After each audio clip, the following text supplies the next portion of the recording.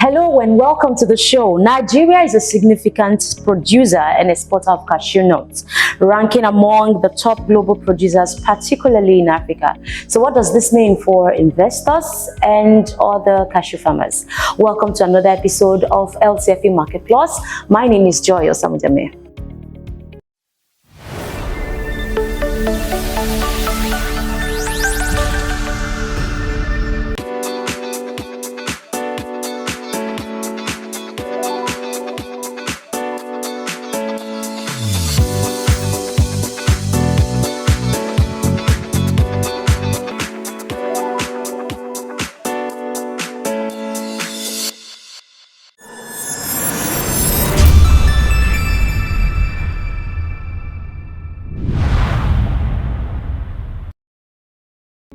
Welcome back. If you just joined us, you're right in time. This is LCFE Market Plus. Today we are talking about cashew export and trade. And on set with me is the founder of Alanis Agric, Dr. Olumide Akintayo. Thank you so much for joining me on the show this morning. Thank you very much, Joy. You're always amazing. Yes. You're always amazing, and I'm grateful. It's my pleasure. Thank you. Now let's talk about cashew trading and export. What are the profits, or what are the how profitable is this business in the commodities ecosystem?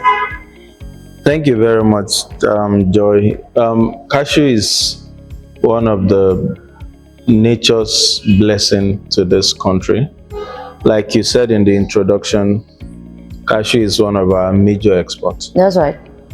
Unfortunately, our production over the years has been declining. Okay. That's a story for another day. But we used to be the very top, but now we're struggling to be about one of the top 10 because other countries are beginning to up their production. Okay. Countries like India and Vietnam, we used to top them, but now we are struggling to. But notwithstanding, Nigeria is still one of the top producers of cashew, exporters of cashew, and we export about 250 to 300 thousand metric tons every year annually. Yeah. Okay. Yeah. So it's one of our major cash cows, and I can tell you, it's one of the best decisions I've made in my life. Awesome. So profitable. It's very profitable. And the beautiful thing about cashew is that it gives you opportunity. There's a lot within the cashew value chain. So in terms of employment, it's massive. What comes to a layman when you talk cashew is think about the farmer and he thinks about the exporter. But within the value chain, this whole session we can discuss just the value chain of cashew. Okay. You have the farmer, which is known to everybody. But after the farmer, there's what we call the aggregators or the sub-buyers in our own trade palette. Then you have the local buying agents. Then you have the merchants. Then you have the exporter. Then whosoever is importing at the other end.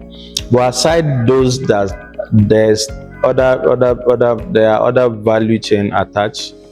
You have the trucking agents. We do a lot of logistics. Okay. We move lots of goods, to the port cities. Okay. There are people who occupy that's what that's what they do.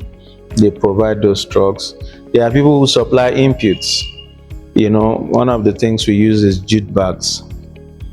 I know somebody who is doing lots of millions of naira by supplying hundreds of millions of naira by supplying just jute bags, because I know how much I pay him every season, and I know he has people like me even bigger than me, several, so he imports those jute bags. That's his own business. That's what he doesn't have time to trade. That's what he majors on. Okay. There are other inputs like quality equipments, that people do. That's not talking about the labor, because we package these things for export up country. So we have lots of young people and women that work at our warehouses. Okay. And I can tell you, for Kogi, for example, I am not sure you have less than 5,000 to 10,000 warehouses. Wow. Yes, and each one at least will use about 20, depending on how big, to 50 young and women. So multiply that, So, like I tell people jokingly, we literally control the economy where we trade. The banks are happy when we're around. Okay. All the business value chains, because we bring in money. At my level, I bring in billions of naira to trade in those communities, and there are, thousands of people like me doing who the come. same thing. So you can, in your head, imagine the volume of money that comes in. This year, cashew was sold as high as 2.2, 2.3 million per ton. Yes. Wow. An export-ready cashew ex-Lagos warehouse went as high as that. So multiply that by the tonnage I told you, 300,000. That will give you the total amount that what you're looking at. Yes, what you're looking at. Now we are talking about and exploring the opportunities in cashew trading and export.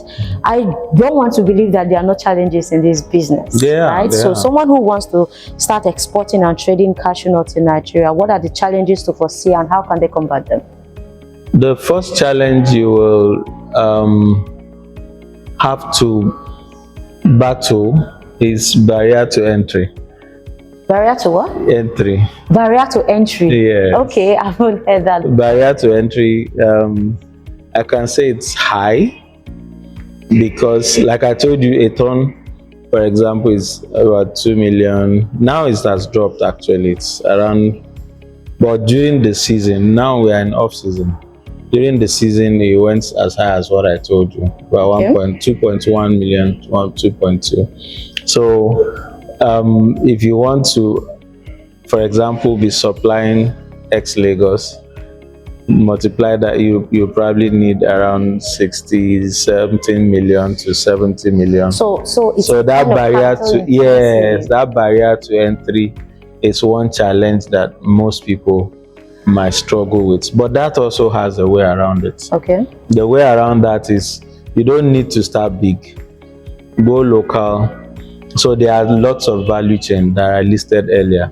You can decide to key into one of the little value chain, so you can be making local supplies with your little money, and and still do business. So when we talk, people quickly think about export. I don't know why, but export is not meant for everybody. All right. The cashew allows you to operate at different levels.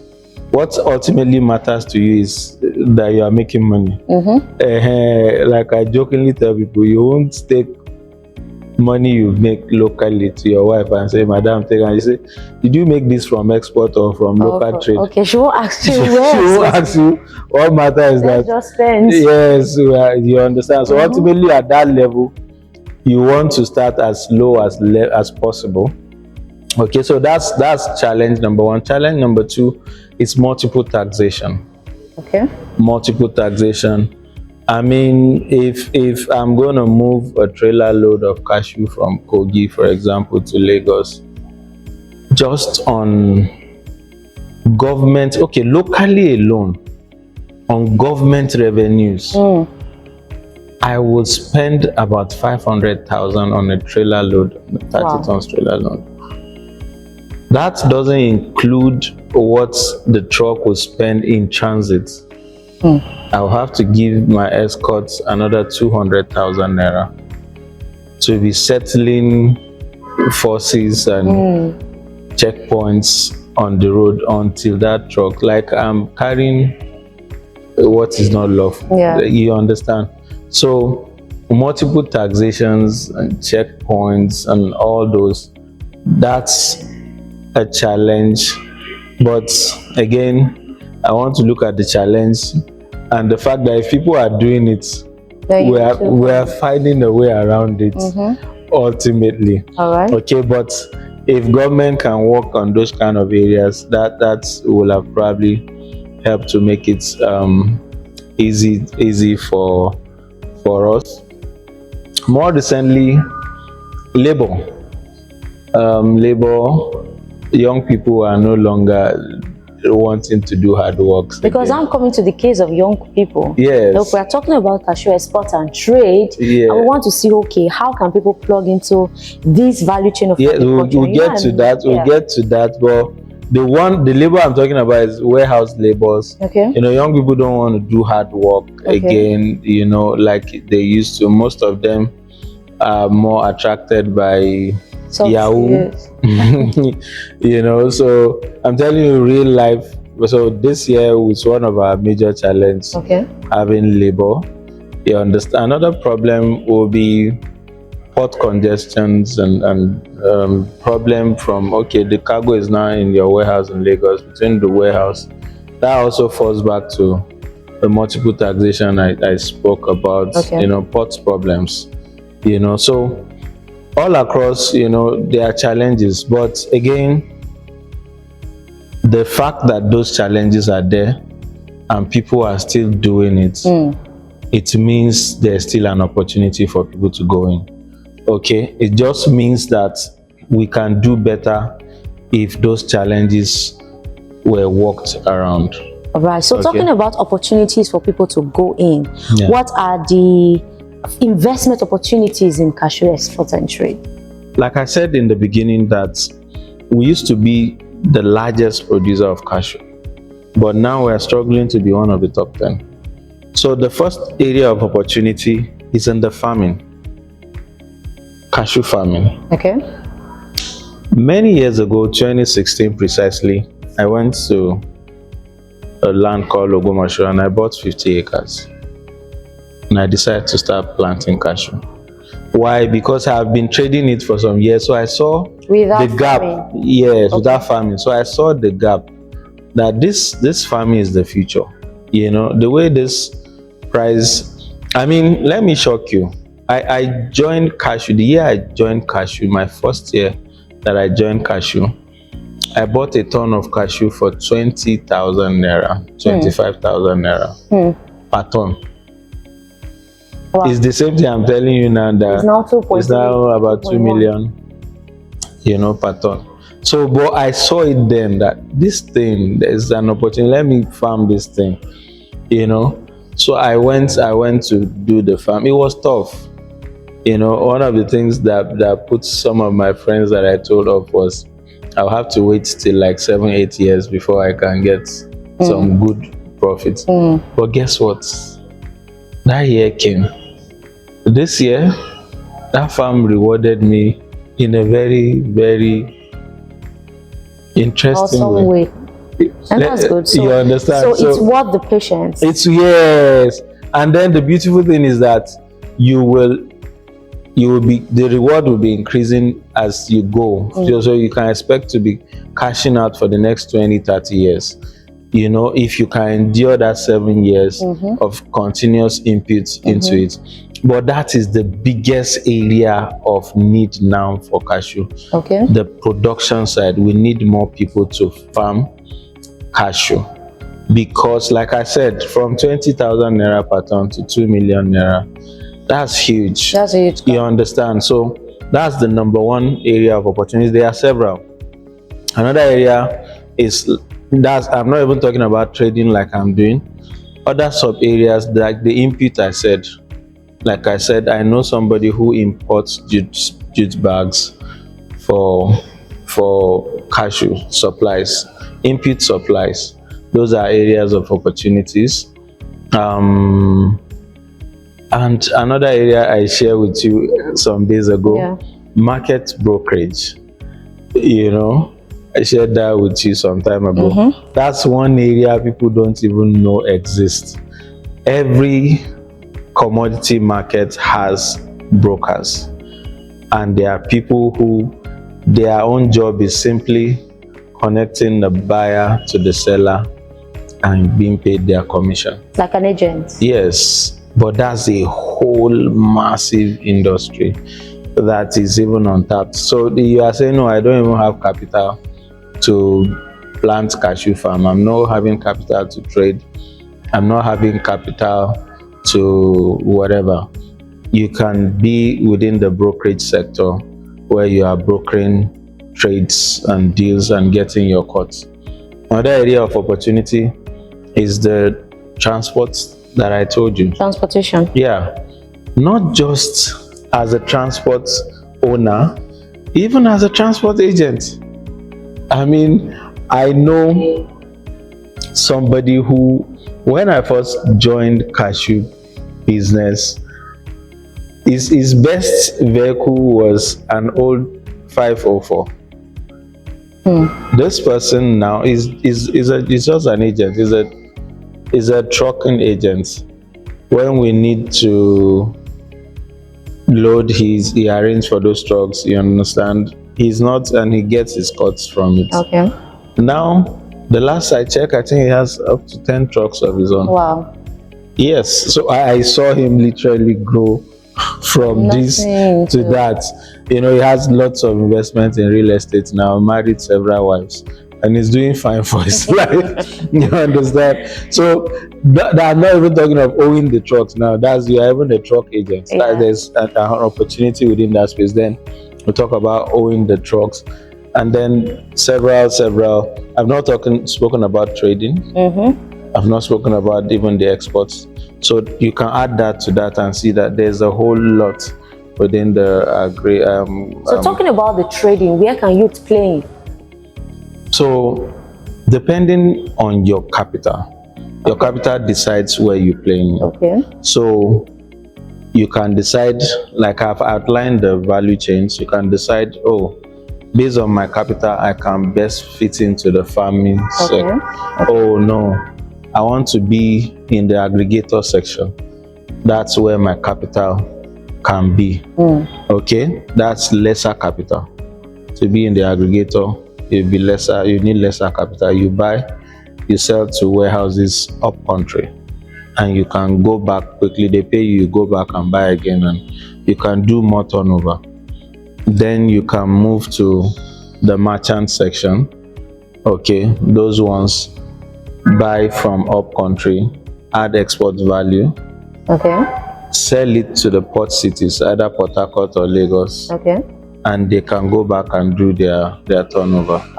Okay, then the final one is the exporter, who buys it at the port city here, brings his container, does his papers, and then move it outside the country. But even at each of those levels, there's a subsection of those levels.